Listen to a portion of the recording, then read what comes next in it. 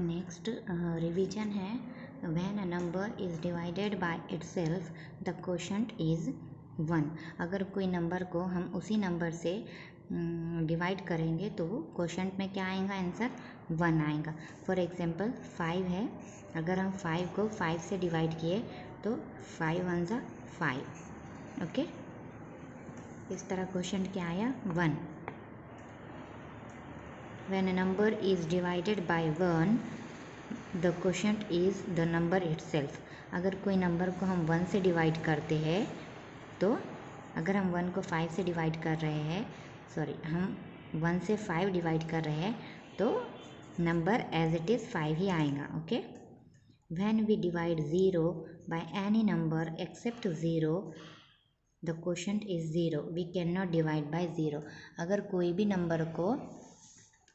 भी नंबर से हम 0 को डिवाइड कर रहे हैं, ओके, अगर मैं कर रही हूँ यहाँ 5 से 0 को डिवाइड तो 0 ही आंसर आएगा। Next, sometimes while dividing a number is left that we can not divide any further, this is called the remainder. It is always less than the divisor. अगर हम कोई भी नंबर को डिवाइड कर रहे हैं और उसमें से कुछ नंबर रह जाते हैं तो उसे क्या बोलेंगे, रिमाइंडर बोलेंगे, और जो कि डिवाइज़र से हमेशा क्या होते हैं, छोटे होते हैं। Next, when the remainder is 0 the number is said to be divisible by the divisor. अगर रिमाइंडर में 0 0 आ जाता है तो हम जब क्या कहते हैं कि ये डिवाइज़र से पूरी तरह से डिवाइड हो चुका है number. Divisor multiply quotient plus remainder is equals to divided. अगर डिवाइज़र को हम अगर क्वोशंट से मल्टीप्लाई करते हैं और उसका प्रोडक्ट जो आता है उसको रिमाइंडर से ऐड करते हैं तो हमें डिवाइडेंट मिलता है। ओके, नेक्स्ट है continuous evaluation. Divide the following in your notebook, write the quotient and remainder, check your answers. अभी ये यहाँ पर डिवाइड करना है हमें। सी हियर, यहाँ डिवाइज़र है 67 और डिवाइडेंट है 66,248। ओके, सो हम क्या करते हैं, 67 का तो टेबल लर्न नहीं है, सो 67 साइड में ले लेते हैं। हम फर्स्ट 2 डिजिट ले सकते थे बट यहाँ पर 66 छोटा है डिवाइज़र से, इसलिए हम 3 डिजिट लेंगे। फर्स्ट 3 डिजिट है 662। सो हम देखेंगे 6 के टेबल में 66 आता है क्या। 6 10 ज़ा 60 होता है बट हमें चाहिए 66, तो हम 6 11 ज़ा देखेंगे, 11 से 6 को मल्टीप्लाई करेंगे तो आएगा 66। कहाँ आ रहा है, 11 की पोजीशन पे। सो हम क्या करेंगे, डिवाइज़र जो हमारा है 67 उसको 11 से मल्टीप्लाई करेंगे। ओके, तो जब ये 11 से मल्टीप्लाई करेंगे तो हमारा आंसर आएगा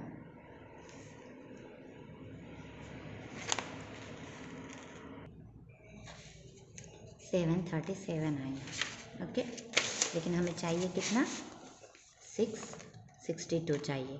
तो हम क्या करेंगे, 10 से मल्टीप्लाई करके देखेंगे। 11 से नहीं आ रहा है हमारा आंसर, हम 10 से मल्टीप्लाई करेंगे तो सिर्फ 67 को 0 लग जाएगा, आंसर आएगा 670। बट ये भी ज़्यादा हो रहा है, तो हम क्या करेंगे, 9 से मल्टीप्लाई करके देखेंगे। जब 9 से मल्टीप्लाई करोगे तो आंसर आएगा 603, यानी इससे छोटा है, सो हम ले सकते हैं ये। तो 9 क्वोशंट प्लेस पर और ये यहाँ। अब इसका सब्ट्रैक्शन करेंगे हम, 6 में से 6 कैंसिल किए 0, यहाँ 2 में से 3 कैंसिल नहीं होता है, सो हम बाजू से एक बोरो करेंगे, यहाँ 5 रह जाएगा, सो ये 5, 12 में से 3 कैंसिल किए 9। Okay, then bring down this 4। Again हमें क्या करना है, 67 को साइड में लेना है, 594 को भी साइड में लेना है। अभी देखना है 6 के टेबल में 59 आता है क्या। 59 तो नहीं आता है, उससे छोटा आता है 54। 6 9 ज़ा 54 आता है, 6 9 ज़ा 54 आता है, जो कि 59 से छोटा है। और अगर 6 10 ज़ा लिए तो 60 आ जाएगा, इसलिए हम छोटा ही लेंगे। 9 के प्लेस पर आ रहा है तो डिवाइज़र को हम 9 से मल्टीप्लाई करेंगे। 67 को जब हम 9 से मल्टीप्लाई किया था तो क्या आया था आंसर, 603 आया था। मीन्स हमें इतना चाहिए 594 या फिर इससे छोटा। सो हम क्या करेंगे, 67 को 8 से मल्टीप्लाई करेंगे। ओके, जब हम 8 से मल्टीप्लाई करेंगे तो आंसर आएगा 536। तो ये हम लिख सकते हैं, यानी 8 हम लिखेंगे क्वोशंट प्लेस पर और ये लिखेंगे यहाँ 536। इसका सब्ट्रैक्शन कर लेंगे। 0 4 में से 6 नहीं कैंसिल होगा, बाजू से लेकर 14 बनाएंगे, ये 8 रह जाएगा। 8 में से 3 कैंसिल किए 5, 14 में से 6 कैंसिल किए 8। Bring down this 8। ओके, अभी इसको भी हम क्या करेंगे, साइड में ले लेंगे। 67 और ये 588। ओके, अभी देखना है 6 के टेबल में 58 आता है क्या। 58 नहीं आता है। 9 के पोजीशन पे क्या आता है, 54। और हमें पता है 67 से हमने 9 को मल्टीप्लाई किया तो हमारा आंसर आया था 603, लेकिन हमें चाहिए 588। तो 8 से मल्टीप्लाई करने पर क्या आया था, 536। तो ये लिख सकते हैं हम, यानी 8 लिख लेंगे हम क्वोशंट प्लेस पर और ये लिख लेंगे यहाँ 536। देन इसको सब्ट्रैक्ट करेंगे। 5 2, यानी रिमाइंडर यहाँ पर 2 रहा है और क्वोशंट आया 988। ओके, नेक्स्ट है circle the numbers divisible by both 3 and 9। अभी ऐसे नंबर्स को हमें सर्कल करना है जो 3 और 9 दोनों से क्या होते हैं, इजीली डिवाइड हो जाते हैं। सो हमने रूल में क्या देखा था, 3 और 9 के डिविजिबिलिटी रूल में कि हमको सम करना होता है नंबर्स का। ओके, नंबर के जो डिजिट्स होते हैं उसका सम करना होता है हमें। सो इसका सम आएगा 15।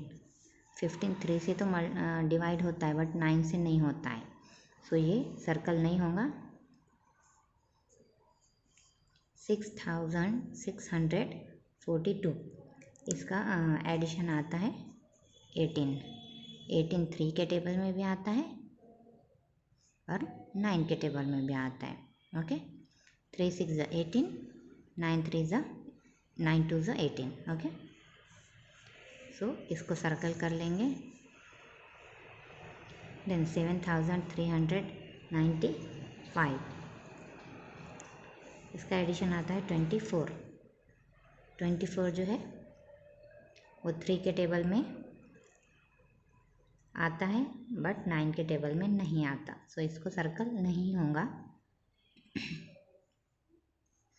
9639, इसका एडिशन होगा 27। तो 27 जो है वो दोनों के भी टेबल में आता है, 3 के भी और 9 के भी, सो ये हो जाएगा सर्कल। 55,476, इसका भी एडिशन 27 होगा, सो ये भी सर्कल हो जाएगा। 46,206, इसका एडिशन 18 होता है, जो 3 और 9 दोनों टेबल में आता है, इसलिए ये भी सर्कल होगा। 95,996, इसका सम होता है 38, जो कि दोनों भी टेबल में नहीं आता है। ओके, सो ये सर्कल नहीं होगा। Next question, 32,505 people want to cross a river. इतने पीपल रिवर क्रॉस करना चाहते थे one boat can carry 165 people, लेकिन एक बोट क्या सिर्फ कितने पीपल्स को कैरी कर सकती है? 165 पीपल को ही कैरी कर सकती है। How many boats will be required to carry all the people across the river. So और कितने बोट्स लगेंगे ये पूरे पीपल्स को रिवर क्रॉस करने के लिए? तो हमें क्या करना होगा, ये जो नंबर ऑफ पीपल है उसको हमें एक बोट में कितने पीपल बैठ सकते हैं उससे डिवाइड करना होगा। ओके, जब हम डिवाइड करेंगे तो इसका आंसर आएगा 197, यानी 197 बोट्स रिक्वायर्ड रहेंगे ऑल पीपल्स को क्रॉस रिवर करने के लिए। ओके, ये आपको करना है, इसमें डिवाइड करना था। Next, the chocolate factory has produced 3 types of chocolates in one day.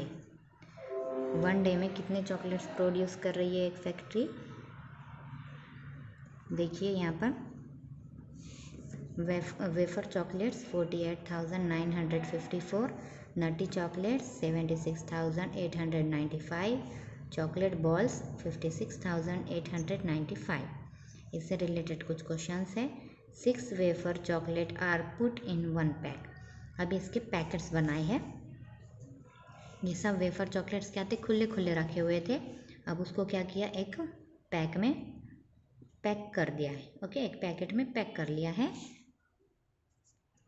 और एक पैकेट में 6 वेफर चॉकलेट्स को रखा है। Will any chocolates be left unpacked. तो हमें देखना है कि कितने पैकेट्स में 6 करके कितने पैकेट्स बने हैं और कुछ बच गए हैं क्या बाजू में। तो देखते हैं, इसके लिए हमें क्या करना होगा, ये जो नंबर है wafer chocolates, number of wafer chocolates को हमें 6 से डिवाइड करना होगा। ओके, जब डिवाइड करोगे तो इसका आंसर आएगा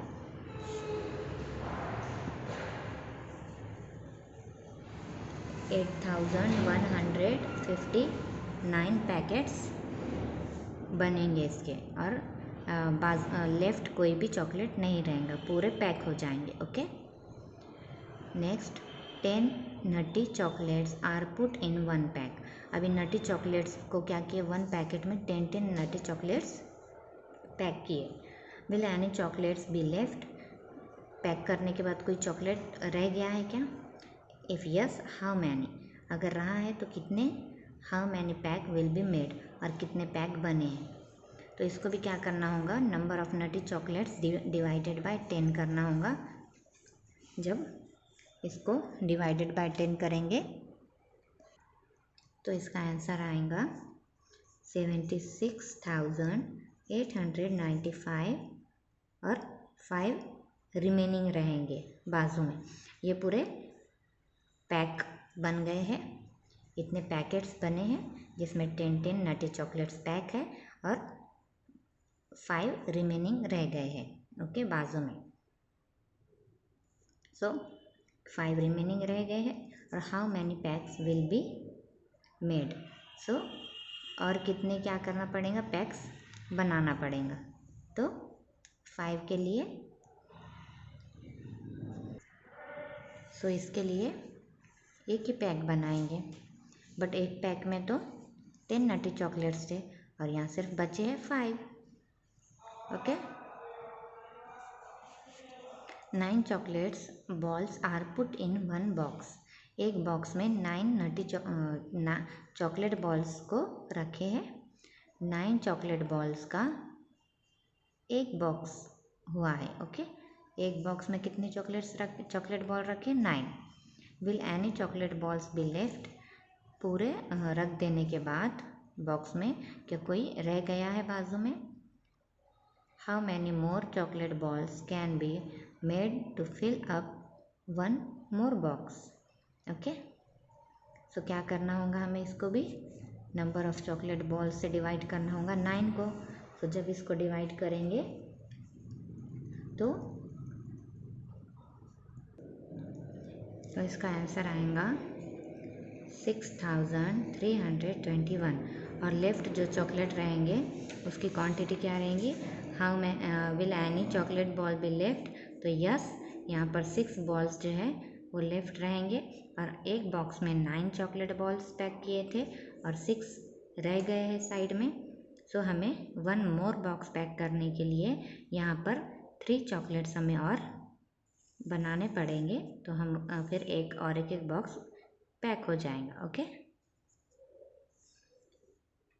सो यहाँ पर हाउ मैनी पैक्स पूछा है, तो पैक तो यहाँ पर एक ही बनाना पड़ेगा जिसमें हम 5 चॉकलेट्स रख सकते हैं। अगर यहाँ पर ये पैक्स नहीं पूछता, अगर चॉकलेट पूछता कि कितने बनाने पड़ेंगे, तो हमें और 5 चॉकलेट बनाना पड़ेंगे। ओके, तो इस तरह से